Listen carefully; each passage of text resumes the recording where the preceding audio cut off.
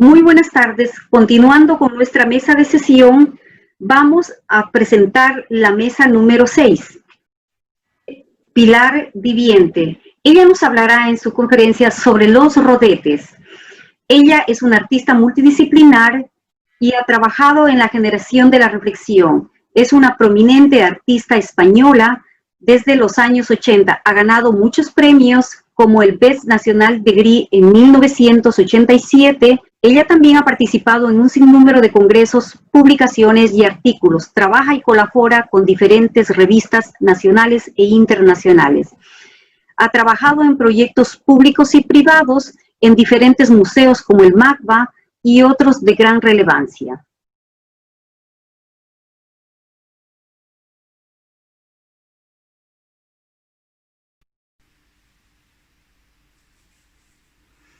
Buenos días, mi nombre es María Pilar Viviente Solé, habitualmente conocida como Pilar Viviente. Trabajo como docente e investigadora en la Universidad Miguel Hernández de Elche. Desde octubre de 1998 en la Facultad de Bellas Artes del campus de Altea, Alicante. Agradezco la invitación del equipo de la tercera Conferencia Global de Investigadores Universitarios sobre cuestiones del mundo hispano y su interés por el tema de mi ponencia, titulada Proyecto Rodete, una investigación artística multidisciplinar, con la que espero contribuir a nuevos planteamientos en la investigación sobre cuestiones del mundo hispano. El proyecto Rodete es un proyecto multidisciplinar, incluye pintura, infografía, arte digital, grabado, escultura, instalación, videoarte, música para piano y performance, con obras en variedad de soportes pictóricos, papel, lona, metal, metacrilato, así como soportes electrónicos, proyecciones, vídeo. El título proviene de los rodetes que luce la Dama de Elche, la escultura ibérica del siglo IV a.C., de donde recibe el nombre. Un adorno circular en forma de rueda a cada lado de la cabeza del busto ibérico, cajas o recipientes en donde el trenzado fue antaño recogido en espiral. Este símbolo hispano ha perdurado a través del tiempo. En la actualidad llamamos rodete a las trenzas recogidas en espiral o moños de la indumentaria fallera, lo que indica que las cajas ornamentales cayeron o debieron caer en desuso al desaparecer la cultura ibérica. El proyecto Rodete se refiere a la conciencia cósmica y a los temas arqueológicos, en cuanto a patrones míticos universales bajo la superficie, y su contribución artística está relacionada con la investigación en lenguajes artísticos y el arte combinatorio luz y color. Es especialmente una investigación artística sobre la sinestesia. En mi obra, el rodete trae la liberación a través de la repetición, ya sea a nivel visual o a nivel sonoro. El proyecto Rodete lleva el arte contemporáneo a la arqueología y trae la arqueología y el conocimiento del pasado a la actualidad. Se recuerda así el pasado y se reconstruyen identidades en el presente. Voy a resumirlo en 2 puntos.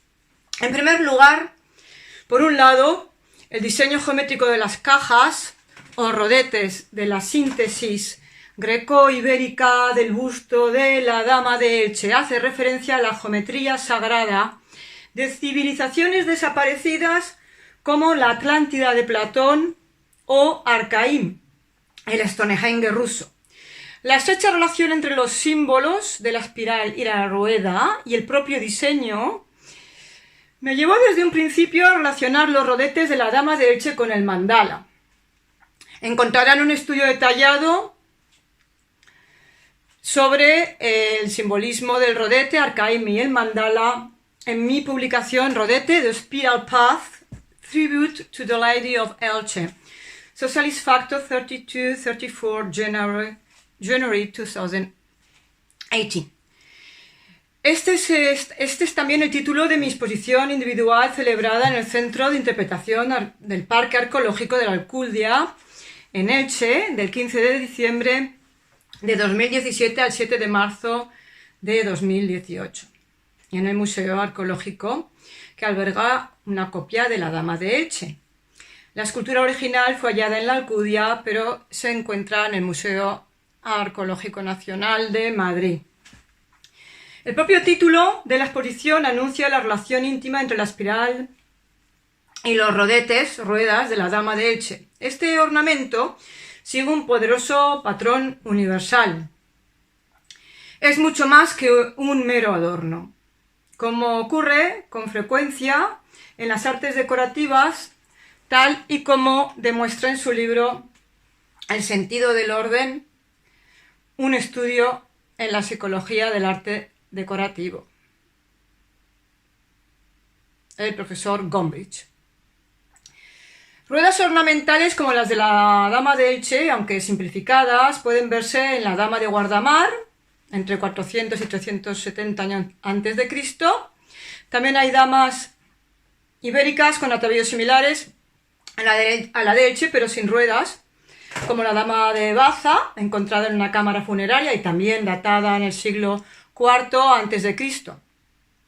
Hay una teoría que sostiene que la Dama de Elche es sumeria, fenicia, una reina de la Atlántida, que seguía la iconografía de Istar.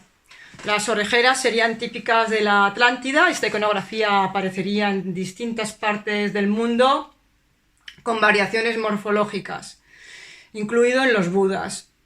En Bolivia, Perú y los Andes, las orejeras se llevan cotidianamente, en algunos lugares, claro. Es un supuesto vestigio de la Atlántida, que tenía una capital en el lago Titicaca, uno de los lagos más grandes de Sudamérica, en la cordillera de los Andes, considerado la cuna del Imperio Inca. Entre el mito y el suceso, los hechos sobrenaturales y lo natural, la leyenda de la Atlántida de Platón se rige como una fuente de inspiración poderosa en mi trabajo.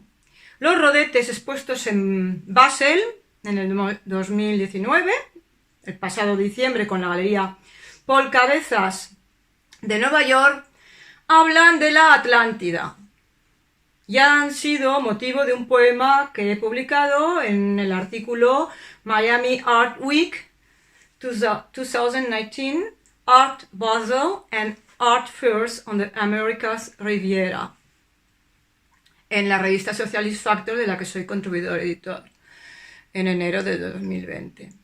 Añadir que el diseño y la estructura del rodete tienen analogías con otras formas de vida, no solo culturales, procedentes de la arqueología, las leyendas, el mandala o los chakras, sino también naturales y biológicas, como son los dibujos en la arena del pez globo japonés, conocido como el pez artista. Bueno, lo hace para atraer a la hembra y poder procrearse, o el Big Bang y las espirales cósmicas de las galaxias reveladas por la astronomía. En segundo lugar, y por otro lado, estaríamos ante una reinvención moderna de nuestros cultos ancestrales a la diosa de las sociedades matriarcales. Una diosa hecha de por y para las mujeres. Una invención creada a su tiempo, a nuestra imagen y semejanza. Mis rodetes hablan entonces de lo divino femenino que aspira a la unión de lo humano y lo divino en las mujeres, y al equilibrio entre lo femenino y lo masculino en todos los niveles. En breve, expresan la necesidad de recuperar en nuestra cultura tanto el arquetipo de la diosa como el respeto y el amor por la madre tierra. El proyecto Rodete rinde homenaje a todas las mujeres del mundo, no solo las mujeres del mundo hispano y las descendientes de las damas ibéricas. Que la diosa Gea, la madre tierra, las proteja a todas, del mismo modo que las sociedades matriarcales protegieron la tierra y la cultivaron. Así también, hoy en día, la cultura debe entenderse como cultivo y respeto por la naturaleza. En palabras de la escritora y crítica de arte feminista Lucy Lippard, el arte feminista no es ni un estilo ni un movimiento, sino un sistema de valores, una forma de vida, una estrategia de cambio.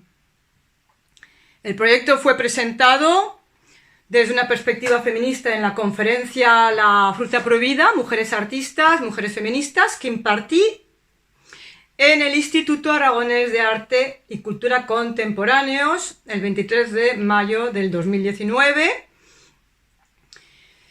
dentro del marco del primer encuentro de las jornadas Nuevos Discursos Narrativos en el marco de la sororidad, organizadas por Pilar Catalán. Posteriormente, este enfoque se ha dado a conocer en el primer Congreso Internacional de Humanidades Digitales y Pedagogías Culturales en la Universidad de Valencia, 7 y 8 de noviembre de 2019. Mi ponencia Arte Digital y Pedagogías Feministas, algunas contribuciones, fue presentada en la quinta sesión Nuevas posibilidades para las artes y las humanidades digitales, coordinada por el director del Congreso, Ricardo Huerta. Aquí además presenté la nueva plataforma de talentos artísticos StarAstar.com New York, en la que tengo 2 vídeos premiados y que es un proyecto muy interesante de Patrice Denis, artista neoyorquino que reside en Colombia. En ese caso he fundido los rodetes con la música en 2 vídeos. Uno de ellos recoge la instalación de rodetes cilíndricos o esculturas expuestas en la New York Fashion Week en el 2018 con la galería Six Summit Gallery en la Fundación Oren Sands de Nueva York. Para una presentación pública del proyecto Rodete con obra plástica y creación musical, pues hay otras cositas que pueden verse, como la exposición colectiva en el Museo de Arte de Ploiesti, donde presenté obra y al mismo tiempo de un concierto de piano, organizada por la Galería Camor de Madrid y el Museo de Arte Moderno Ploiesti Museum of Art de Rumanía en julio del 2018, o también mi participación como keynote speaker, como conferenciante invitado al primer simposium, el segundo simposio internacional de investigación artística de la Universidad de Çukurova en Turquía, Adana, frontera con Siria, en el que ofrecí además un concierto de piano integrado en una instalación con piano y rodete, una instalación efímera y un concierto que tuvieron mucho éxito en el auditorio de Magno de la universidad. Todos estos vídeos pueden visualizarse en el Facebook. Agradezco pues estos minutos que se me concede para comunicar una investigación que sigue en curso y que ha aportado grandes satisfacciones. Espero que también contribuya a la de ustedes. Muchas gracias. Bueno, aquí tenemos un rodete, por cierto. Y aquí tenemos otro. Y aquí tenemos otro. Y estos son los rodetes que les presenté en Basel y que aluden a la Atlántida. Hay un poema que he publicado que pueden leer cuando aparezca el texto de la ponencia por escrito. Muchas gracias. Carlos Oquendo de Amat, el primer libro objeto de la vanguardia latinoamericana, es la presentación de Miguel Ángel Zapata. Miguel Ángel Zapata es un poeta y ensayista peruano, autor de La lumbre de la letra y El cielo que me escribe. Reflexiona sobre la poesía, sus hacedores, la música y ciertas tendencias de la nueva poesía peruana e internacional. Me imanta la poesía y la música como una necesidad para sobrevivir, nos dice Miguel Ángel. Dirige la maestría en escritura creativa y ejerce como profesor de literatura latinoamericana contemporánea en la Universidad de Hofstra, en Nueva York. En 2019 publicó una antología de la poesía de Blanca Varela, Degollado Resplandor. Posteriormente, Poesía Selecta 1949-2000, en Santiago de Chile, editorial universitaria Fundación Vicente Huidobro.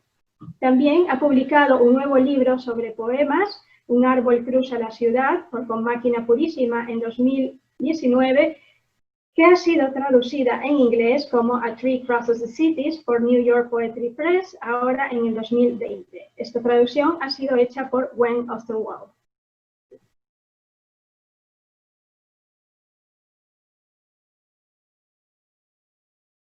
¿Qué tal? Mi nombre es Miguel Ángel Zapata, soy profesor de literatura latinoamericana en la Universidad de Hofstra en Nueva York.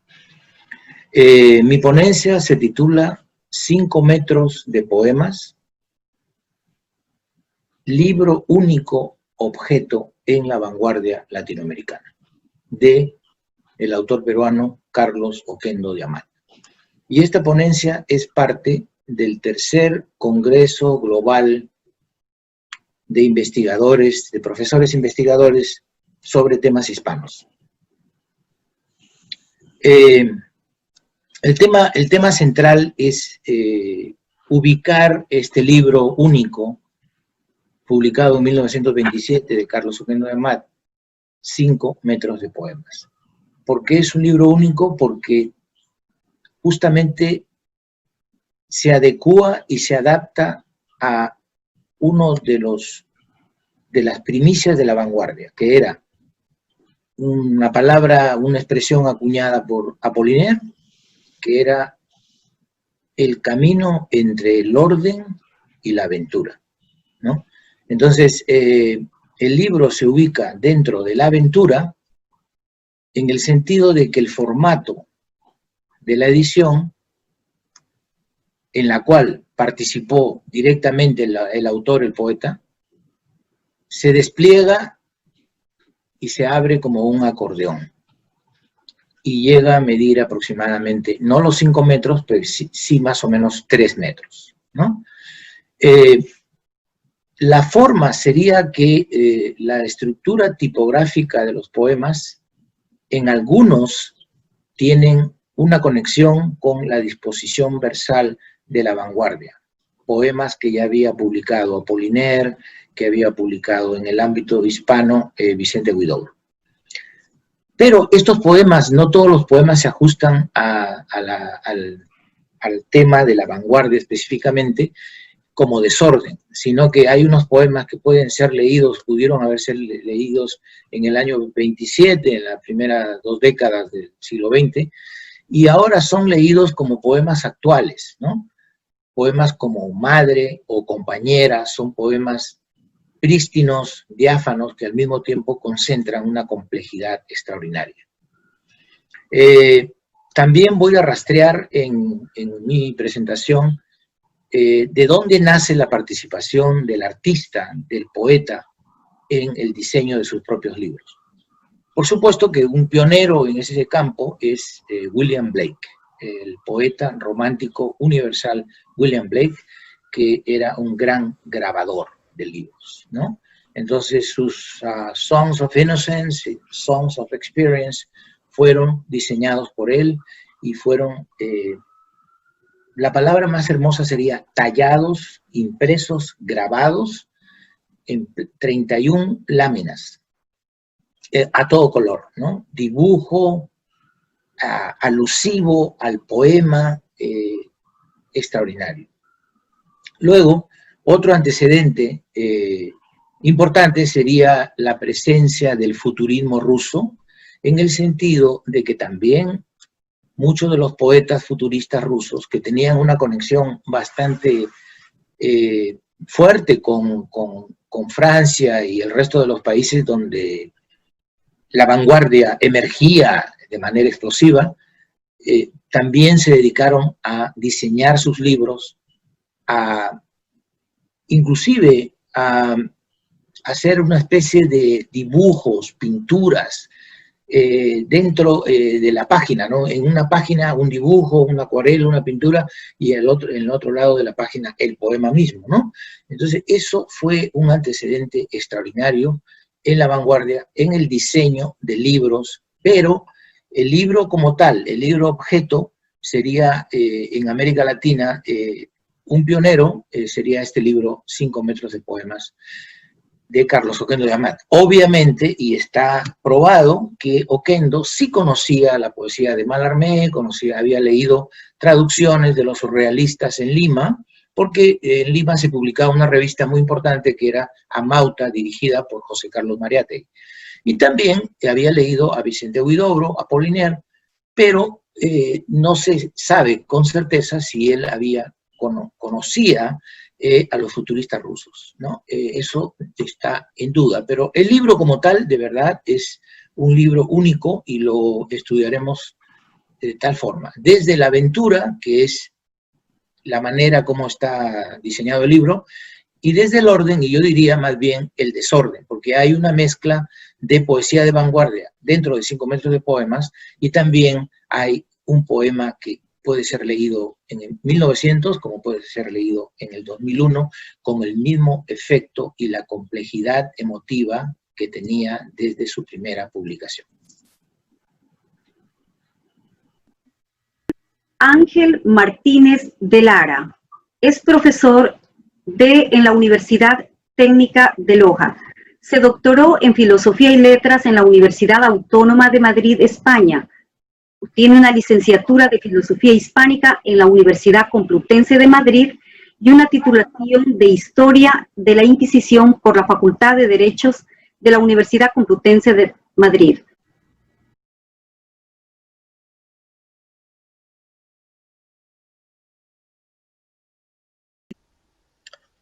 Buenos días. Antes que nada, quisiera manifestar mi agradecimiento por esta invitación para participar en la tercera Conferencia Global de Investigadores Universitarios sobre cuestiones del mundo hispano. Mi nombre es Ángel Martínez de Lara y desarrollo mi labor docente en la Universidad Técnica Particular de Loja, en Ecuador. Y el título de este trabajo es La necesidad pictórica de Oswaldo Guayasamín.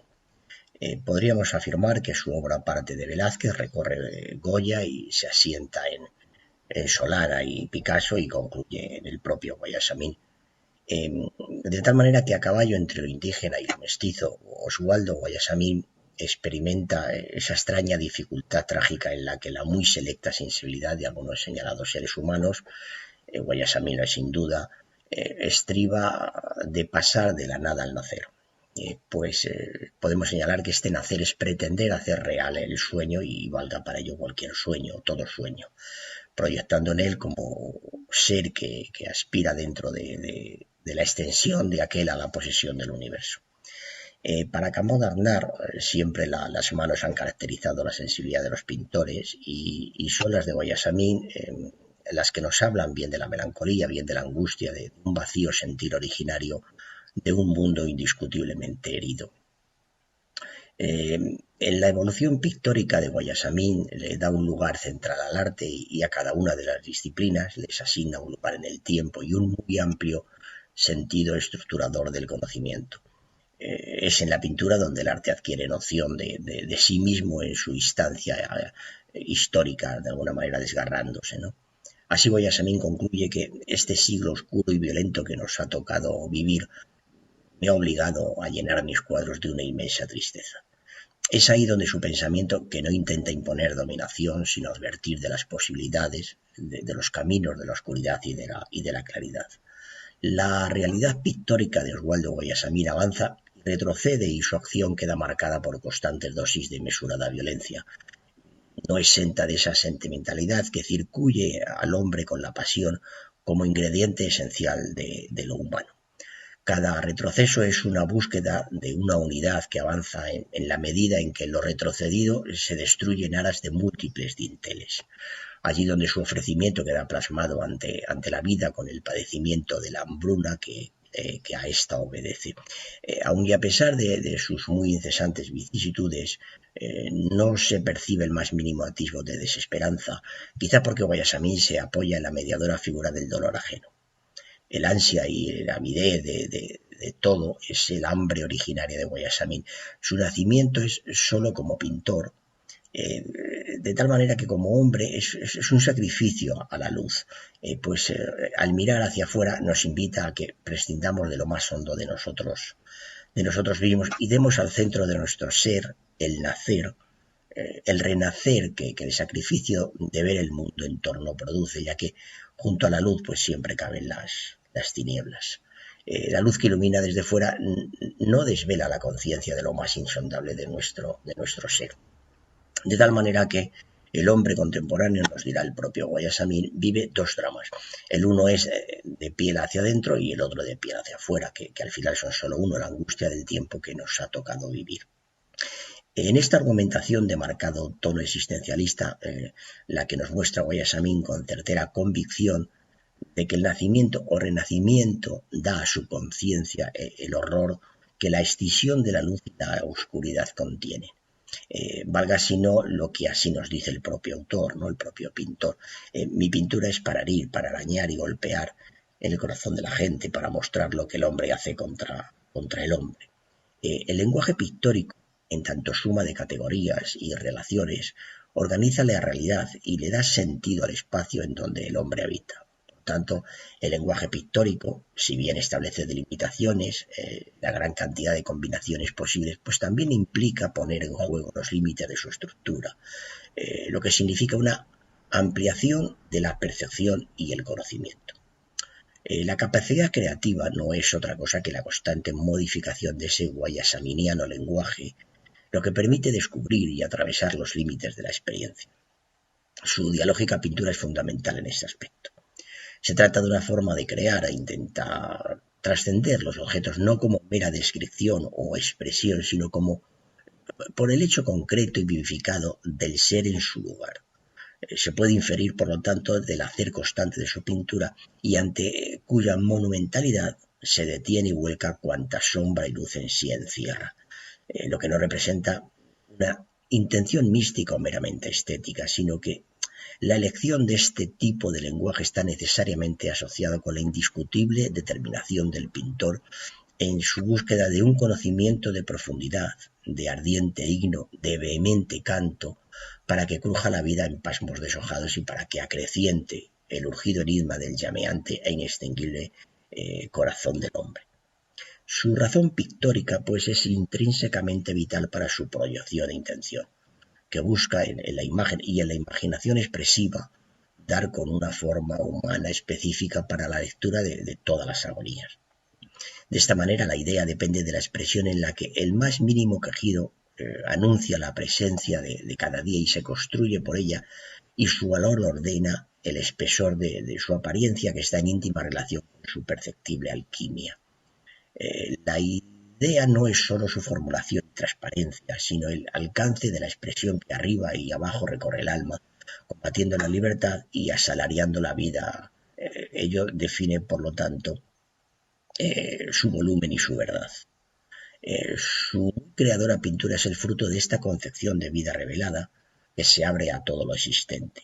Su conversión y revelación de la razón caritativa hacia el humano es la fuente pictórica a la que recurre Guayasamín para atreverse a ingresar a zonas que acaso vislumbró, pero de las que se abstuvo. Así nos encontramos que Oswaldo Guayasamín, en el culmen de la concepción pictórica, enhebra la larga cadena de acontecimientos biográficos, históricos, de experiencias espirituales, intelectuales, y se desvía para interrogarse sobre su propia matriz. Y es que Oswaldo sostiene que es necesario pensar más allá de la historia para encontrar la verdadera realidad del hombre, que supere el conocimiento y a cuya verdad quede unida su vocación. El acto de pintar es el accionar con libertad, puesto que el personaje debe encarnarse a sí mismo, descubrirse en la narración pictórica, a la vez que el propio espectador revela al personaje. Al ser un ejercicio de ejemplaridad y sentido en su construcción y en su devenir, la pintura tiene un aspecto didáctico innegable, por lo que siempre nos remite a intenciones y a proyectos del autor. Guayasamín porta dentro de su indómito corazón la ceñida voluntad de provocar una transformación en la existencia, tanto en su propia vida interior como en la de su entorno. Son misteriosas e inacabadas las consecuencias que la pintura vuelca sobre el mundo real. No caben dudas sobre la dimensión didáctica de la pintura, de la dimensión didáctica de sus cuadros, en tanto que el pintor transmite un inquieto saber o trae una muy desasosegada novedad. Y así el propio Guayasamín nos dice, de pueblo en pueblo, de ciudad en ciudad, fuimos testigos de la más inmensa miseria, pueblos de barro negro, en tierra negra, con niños embarrados en lodo negro, hombres y mujeres con rostros de piel quemada por el frío, donde las lágrimas estaban congeladas por siglos, hasta no saber si eran de sal o eran de piedra. De tal manera que la intención y la orientación de violencia destructora que vive nuestra civilización obliga a una nueva orientación del conocimiento, que significa una reorientación de la piedad, en un sentido que nos ubica entre todos los planos del ser humano. Y al hablar de restauración nos referimos claramente a un religamiento con la corporeidad del mundo. La temporalidad está dada por el presente, lugar en que la pintura de Guayasamín muestra una evidente razón de ser. La búsqueda personal, espiritual de Oswaldo Guayasamín se ha revelado con su capacidad miscelánea para significar su ser y muchos otros planos del ser, tales como puede constatar el objeto del mundo, de la cultura, por lo que no es mera subjetividad, sino una inclinación hacia el interior para sentir la vida, en la cual se reitera en sí y constantemente se afirma en cada caída. Allí donde retiene el aliento en el pictórico hallazgo de una aprehensión, podemos decir instantánea, donde la vida se desesperanzaría sin la preclara intención del artista ecuatoriano. Si cupiera una lectura simbólica, la angustia guayasaminiana revela las consecuencias del sacrificio que no ha sido aceptado.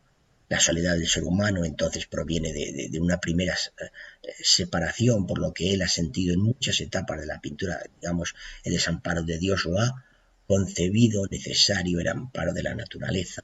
Y esa naturaleza también ha tenido una referencia social, quizá porque esa misma naturaleza humana, marcada con el bálsamo de la nostalgia, ha proyectado la imagen de una vida simple, de una vida feliz. También sería de la sociedad, sería la naturaleza en tanto que sociedad como un medio adecuado para ser no la naturaleza desconocida, hostil y extraña, donde, como él afirma, la vieja y lejana esperanza de paz es todavía puntal que nos sostiene en nuestra angustia. Por su parte, Guayasamín considera que el concepto de vocación tiene mucho que decir a la intimidad de la persona. El destino para Guayasamín no puede dejar de situarse en un punto recóndito y secreto del ser, en tanto ley que pesa sobre la persona, por lo que por lo tanto corresponde a la esfera interna del sujeto.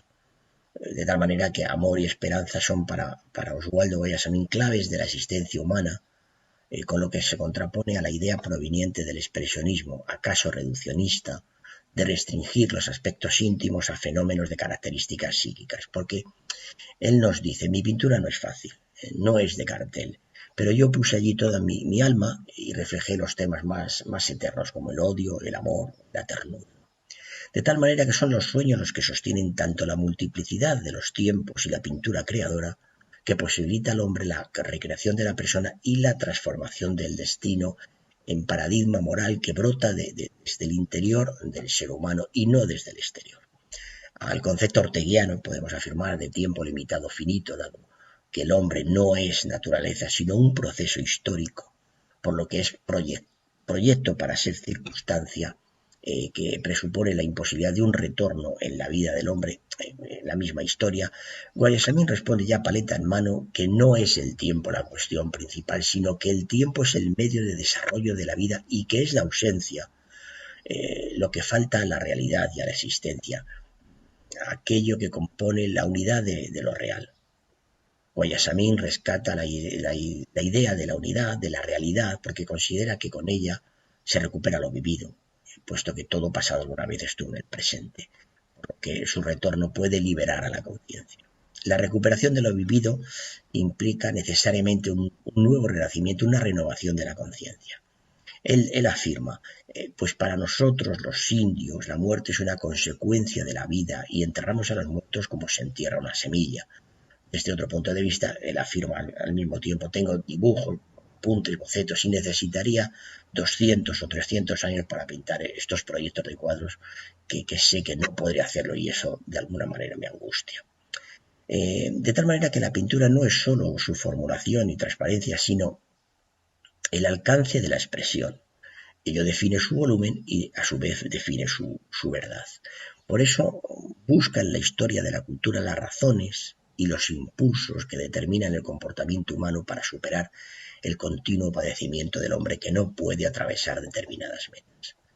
De esta manera, para Guayasamín, la obra de arte tiene un valor simbólico y específico y útil, no por su aplicada ausencia como valor ni ganancia, podemos afirmar también como valor de cambio o de funcionalidad, sino porque es reveladora y es además una herramienta para indagar en otras zonas del conocimiento que se hallan a oscuras, como el hecho mismo de descubrir nuevos territorios del alma humana. Muchas gracias. Descripciones poéticas amerindias es la presentación de Inés Mónica Sarmiento Castillo Archer. Ella es una artista y una investigadora nacida en Loja, Ecuador. Es pintora, escultora, narradora y gestora cultural. Tiene un doctorado en Bellas Artes por la Universidad Complutense de Madrid, un máster en español en St. John's University, es profesora en St. John's, Adelphi y es directora de BICOA, Bicentenario Iberoamericano, Comunidad de las Dos Américas. Sus obras se encuentran en colecciones de el Met y MoMA de Nueva York, la New York Public Library, el Museo José Luis Cueva, la Casa Real de España, el Museo de Arte Latinoamericano MOLA, el Museo de la Ciudad de Valencia. Ha sido galardonada con la Real y Distinguida Orden Española de Carlos III. En 2006 representó a América Latina en el 60 aniversario de la UNESCO en Valencia, España. Es miembro del Consejo de Queen's Council of Art y de la Liga de Artistas de Nueva York. Además, es una miembro activa de Aldeu.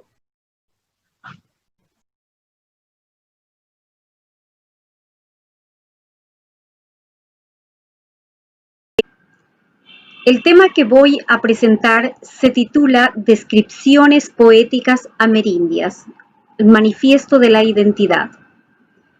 Mi presentación pretende rendir homenaje a los substratos lingüísticos culturales amerindios.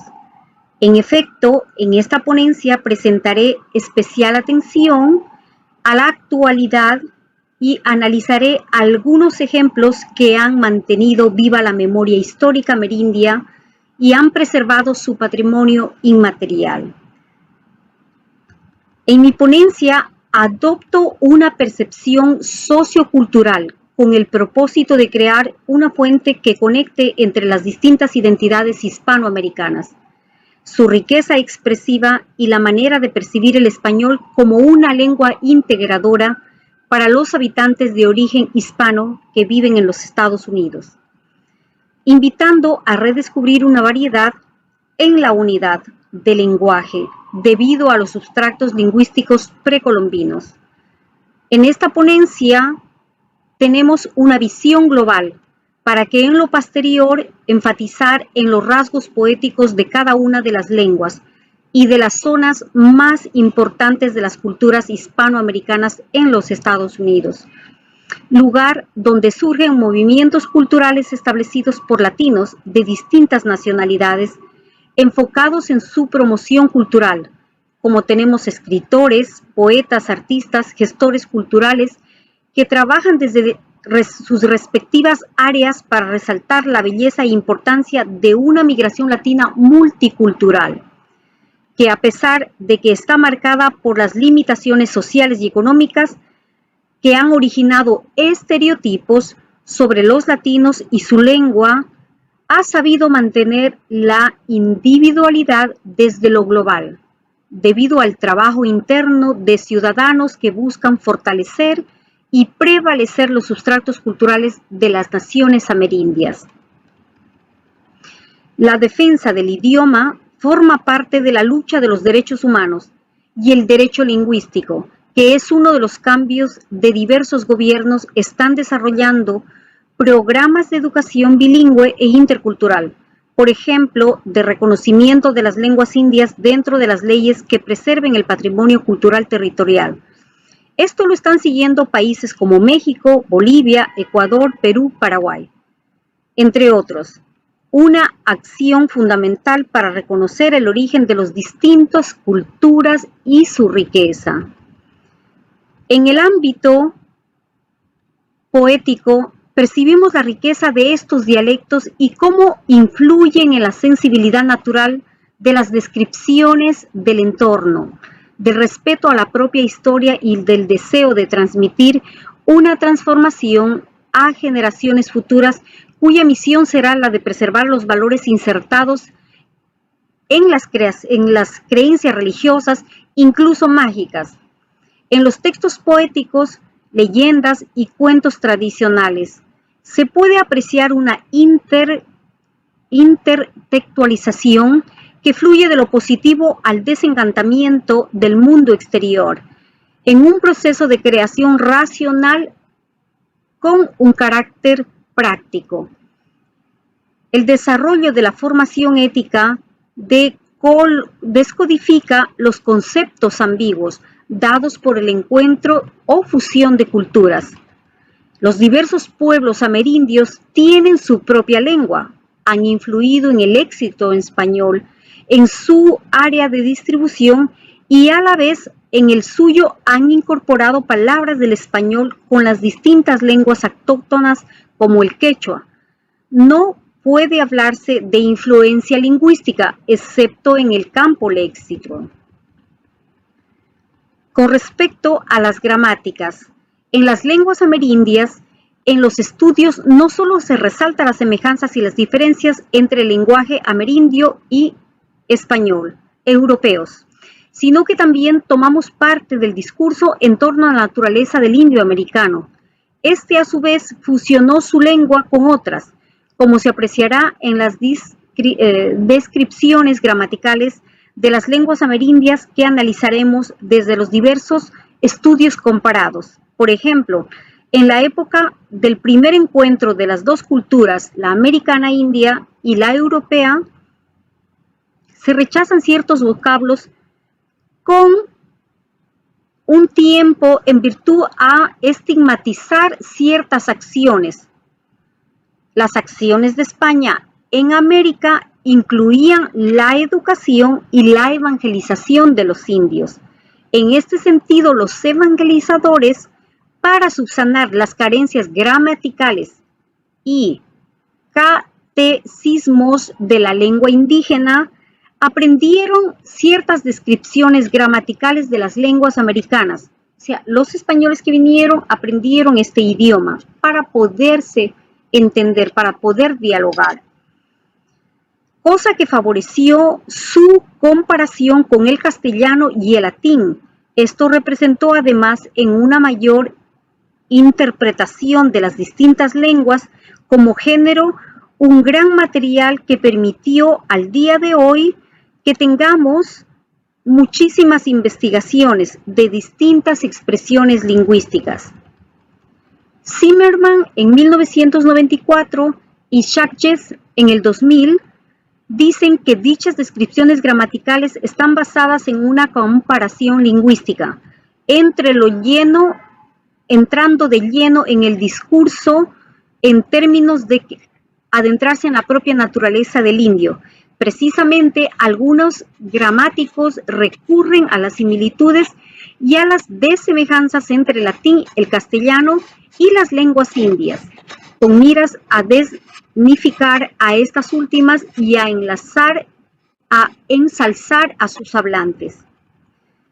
En México, Fernando Nava, director del Instituto de Lenguas Indígenas, en el 2006 realizó una recopilación catalogando solo en México 58 familias lingüísticas amerindias.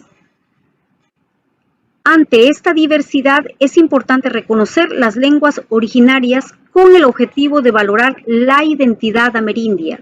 Solo así se podrá comprender su historia y su riqueza. Fray Bernardino de Sahagún, en su obra Historia General de las Casas de Nueva España, en el libro 11º, en su nota, dice que la escritura nahual se comienza a traspasar con una escritura alfabética aproximadamente hacia los años 30, siglo XVI. En México también hay una abundante riqueza documental de textos en esta lengua. Se demuestra la auténtica literatura indígena, su expresión de gran dramatismo y escenario de múltiples descripciones de la vida indígena. En estas investigaciones, Miguel León Portilla destaca el contenido y belleza de expresión de estos manuscritos que tiene una variedad de géneros, como se aprecian los manuscritos producidos en ese momento. En ellos hay una riqueza de expresión prehispánica, cantos, oraciones, conjuros, adagios. Se destaca el pensamiento del pueblo, sus narraciones, su entorno, sus actividades con los frailes misioneros de la época, sus sermones, confesionarios, libros parroquiales escritos todos en nahual, incluso una gramática con un vocabulario para el aprendizaje de las distintas lenguas. Es importante mencionar que la riqueza de esta lengua sorprende por su gran nivel de comunicación. Cartas de frailes dirigidas a las autoridades reales, a los gobernantes, alcaldes, vicerreyes, soberanos, otras cartas en las que se denuncia otras de peticiones, testamentos, todos en nahual, con un gran interés en el contenido descriptivo. Los indígenas escriben sobre un sinfín de asuntos reales, por una parte, y otras destinadas a la comunicación entre los nahuas. Esta riqueza de comunicación en la que la expresión escrita se enriquece cuando los nativos aprendieron el alfabeto de los frailes, lo que permitió que al día de hoy tengamos un gran material sobre el conocimiento de los antiguos códices y sus signos glíficos. Sus pinturas también forman parte de toda esta riqueza patrimonial de México.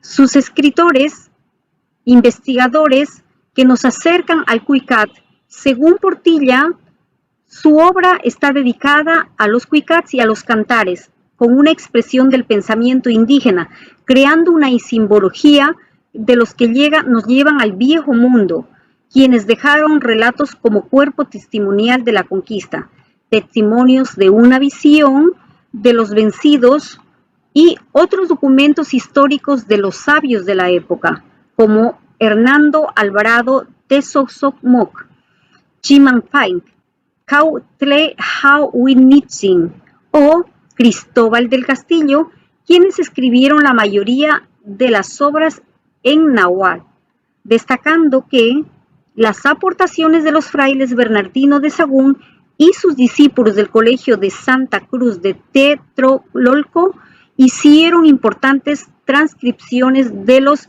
huehuetlactolles, expresiones de la antigua palabra y la recreación prototípica de los diálogos y coloquios de los primeros franciscanos y con algunos sacerdotes indios. Es esta comunicación, cómo se generó toda esta comunicación entre los indígenas y los exploradores que vinieron a América.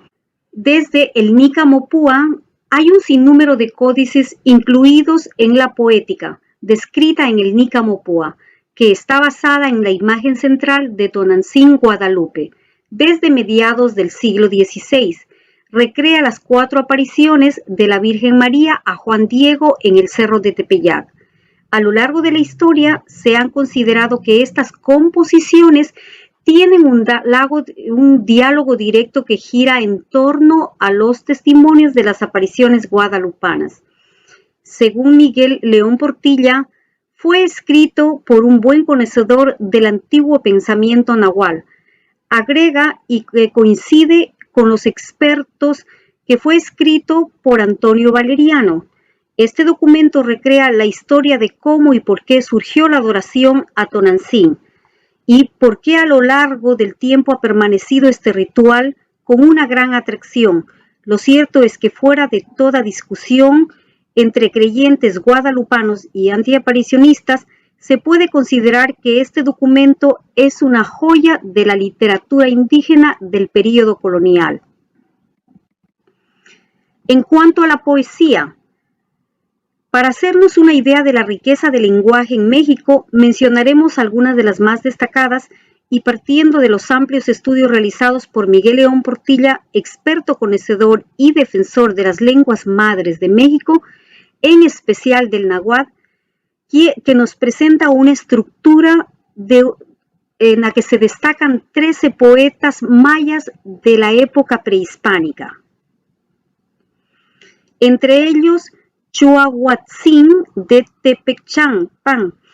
En esta representación, el canto poético parte de los códices, imágenes que describen el siguiente acontecimiento que expresa el canto de la amistad traicionada, obra de mediados del siglo XV hacia 1431. El códice es de origen texcocano, conocido como un mapa Quinatzin, en el que se representan los palacios de Nezahualcóyotl, como una gran sala en la que aparece estos consejos en los glifos que nos indican sus nombres, entre los que destacan Tenconyoncin de Tepechpan. Para hacer una lectura del poema, se refleja la representación de la historia a través de dos códices que hemos seleccionado para representar las grandes tragedias de todos los tiempos y todas las latitudes. Los cantares reviven la memoria y el sentido de su valor y la verdad humana. En cuanto a la poesía y las mujeres poetas en la cultura nahuatl, Macuoxochitzin en su obra nos presenta a la mujer como creadora, en la que se representa como poetisa, hija de Tlacaetlel. En el siglo XV, según los testimonios de varios cronistas, se considera que entre las nahuas hubo varias mujeres que cultivaron el arte y la poesía. Xilixoctli describe a varias de ellas en torno a la figura del rey Nezahualpilli, aludiendo estas palabras: aquella célebre y real concubina conocida con el nombre de la señora de Tula, la cual, como dicen los cronistas de Texcoco, era tan sabia que competía con el rey y con el resto de sabios en el reino. Era una poetisa muy avanzada. Siguiendo hacia Centroamérica, tenemos que la mayoría de Centroamérica está influenciada por la lengua maya.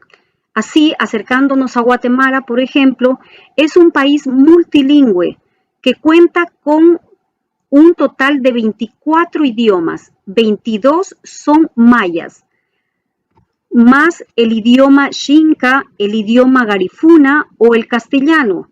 En Centroamérica hay una gran variedad de dialectos que provienen de las lenguas maya, como por ejemplo el maya cachiquel, maya quiché, mayamán, maya mapomán. En Ecuador, en Perú y Bolivia, el quechua es considerado una lengua de origen profano, mágico, religioso. En estos tres países, el quechua prehispánico en general se podría decir que es un idioma en el que cabe analizar el pensamiento de la época reflejada en las fiestas indígenas, expresadas en su danza, baile, canciones, danza, su folclore, sus regocijos. Los incas fueron creando verdaderas obras de arte, logrando un alto grado de perfección que alcanzó tanto en la región de Perú, Bolivia y Ecuador. Pero si tenemos que referirnos a su expresión poética, esta se ve reflejada en sus danzas, su folclore. El Inca Garcilaso nos refleja poemas de quechua, declamaciones de su memoria y su entorno cotidiano. Sumac Ñusta alcanza una nueva estética al inspirarse en la obra del jesuita Blas Valera, Juan de Santa Cruz Pachacutic, Yamqui Xalcamayua. Sus poemas están ligados a aspectos mágicos religiosos. Los poetas figuran más adelante como el indio Felipe Guamampuma de Ayala, ya ofrecen más diversidad en su poesía quechua prehispánica, logrando una perfección lírica inspirados, como lo dice el investigador Harvard, en la que señala que la poesía quechua de Ayala crea una obra, en su obra, dobletes semánticos, procedimientos semánticos básicos en la poesía prehispánica, que está conformada por palabras homologadas en secuencia, compuestas en dos enunciados en correspondencia. Según Jean-Philip Houston, en su gramática tiene enunciados de una misma pareja con estructuras idénticas. La primera secuencia de palabras encuentra su correspondiente en la segunda, relacionando este contexto desde dos maneras: por su contexto gramatical, conformada por sinónimos, parasinónimos o pertenecientes a un campo semántico común. En el estudio de Félix Laime detallan los estudios que se describen.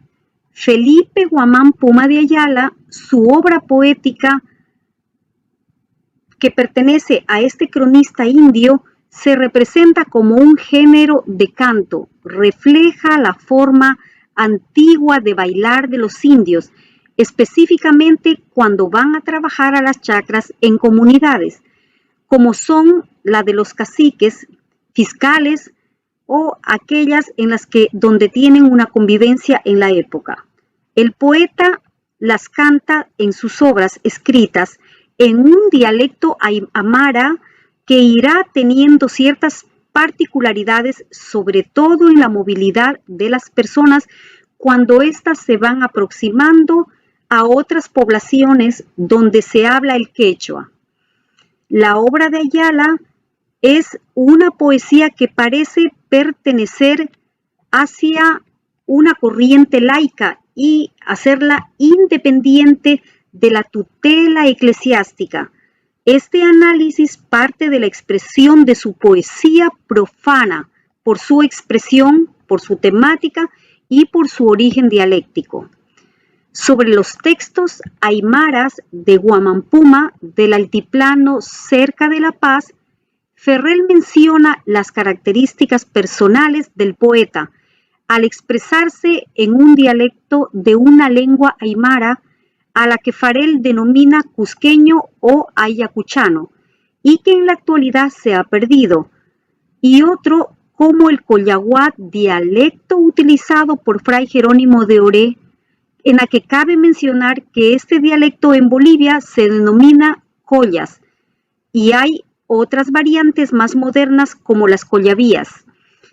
En la poesía del indio Felipe, según el estudio de Ferrer, destaca que sus cantos podrían derivarse del aymara, en aymara, cantos dedicados a los animales y en los que se advierte el uso de los términos genéricos, tratando de dar sonido a través de los cantos o coplas de un llanto, un caminar o un murmurar, que se crea a partir de la densidad de los términos aymaras. En Paraguay, con el guaraní se caracteriza por ser un dialecto que careció de escritura. Esto fue inicialmente desarrollado por los jesuitas y misioneros jesuitas guaraníes, utilizando al principio el alfabeto latino español. La obra de Roa Bastos nos adentra al conocimiento detallado de esta lengua. Tenemos en Argentina las lenguas indoamericanas vernáculas vivas. En este país son el mocovi, pilaga, mataco o huichi o toba, del grupo mataco-guaycuru o el guaraní que llegó al actual territorio. En Chile, el idioma que se habla, tenemos los araucanos, mapuches, pobladores autóctonos de la comuna chilena de Calvarino y parte del oeste de Argentina, también conocidos como mapundungu o lengua de la tierra. Según Gastón Sublet, el lenguaje mapuche y la palabra mapundungu está constituida de dos palabras.